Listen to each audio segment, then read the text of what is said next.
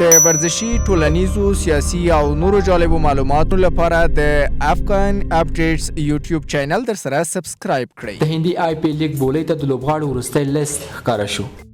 دا چې د دې لیګ بولۍ کله پیلیږي، څومره لوبغاړي ورته نوملیکنه کړې وه، وروستي لیست ته څومره لوبغاړي پاتې شول، څومره لوبغاړي به په څومره بیې واخیستل شي، او دا ځل پکې د مجیب، نبي او راشد ترڅنګ نورو کومو افغان لوبغاړو خپل نومونه ورلیکلي وو او څومره به یې واخیستل شي، هغه پوښتنې دي چې دې ویډیو کې به یې تاسو ته ځواب ووایو. سلامونه او درنښت مې در سره ومنئ. زه ملک خان لوران یم او تاسو د افغان اپډیټس یوټیوب چینل لیدونکي یئ. د 2020 کال آی پی ایل بولۍ ته د لوبغاړو وروستی لیست ښکاره شو چې پکې 9 افغان لوبغاړي هم شامل دي. د هندي غوره لیګ یعنې آی پی ایل بولۍ هر کال له لوبو څخه 2 میاشتې وړاندې ترسره کیږي چې پکې ګڼ بهرني او کورني لوبغاړي بیلابیلو لوبډلو لپاره اخیستل کیږي. دا ځل ورته 901 لوبغاړو نوملیکنه کړې وه چې 858 بهرني او 914 کورني یعنې هندي لوبغاړي وو.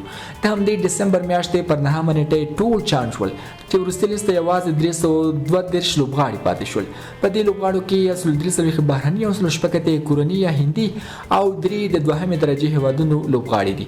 په دې لوبغاړو کې به یوازې 3 اخیستل کیږي چې 9 به بهرني وي او پاتې نور به هندي لوبغاړي وي. له افغانستان څخه ورته 19 لوبغاړو نوملیکنه کړې وه چې وروستي لیست ته یوازې 9 لوبغاړي پاتې شول. دغه 9 لوبغاړو هر یو په ځان باندې د بولۍ لپاره قیمتي ښه دی چې موږ یې درته یادوو. ظاهر خان پښتين 50 لکه، محمد شهزاد 50 لکه، نوین الحق 50 لکه، قیس احمد 50 لکه، وقار سلام خیل 50 لکه او کریم جنت هم 50 لکه. خو نور احمد کاکړ بیا له دوی کم 10 لکه هندۍ کلدارې بیه یا قیمت ځان باندې ایښی دی. د لوبډلو پیسې او د لوبغاړو قیمتونه د تیر پړاو په څیر ثابت دي. هر لوبډله تر 15 کروڑه هندۍ پیسې مصرفولی شي. د ټولو لوبډلو تر اوسه پورې ټولې 4 لک او 2.35 کروڑه پیسې مصرف شوي او 207.15 کروڑه پاتې دي چې دا ځل پنجاب لوبډله تر نورو هغو ډېرې 2.8 کروڑه هندۍ پیسې ځان سره باقي لري.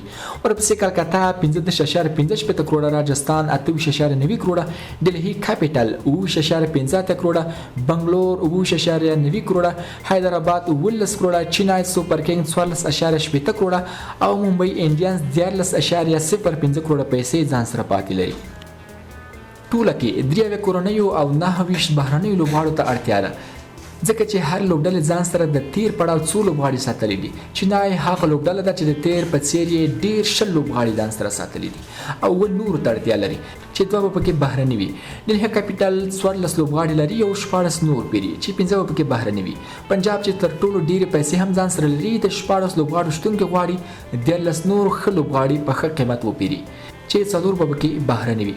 کلکتا 14 لوبغاړي لري او 15 نور پیری 4 پکې بهرني وي. دا لوبډله بیا له پنجاب نه وروسته دوهمه هغه ده چې ډېرې پیسې ځان سره لري.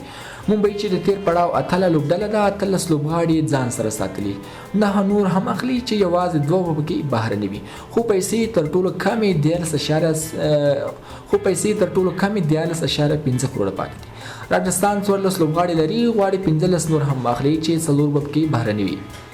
سن رایزرز حیدرآباد چې 2 افغان لوبغاړي نبي او راشد ورسره دي، دوی 9 لوبغاړو ته اړتیا لري چې 2 پکې بهرني وي. هر یو لوبډله تر 11 پورې لوبغاړي اخیستلی شي چې 8 به یې بهرني وي، نه ترې کم او نه ترې زیات. فکس 8 لوبغاړي بهرني به ځان سره ساتي.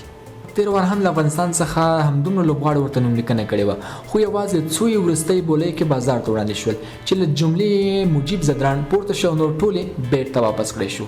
خو دا ور ورته وروستي پړاو ته یوازې 9 لوبغاړي پاتې دي چې د ټولو د اخیستو په هیله یو.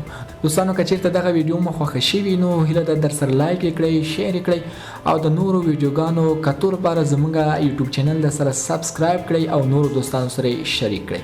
له توجه مو مننه. د افغان اپډیټس چینل در سره سبسکرایب کړئ.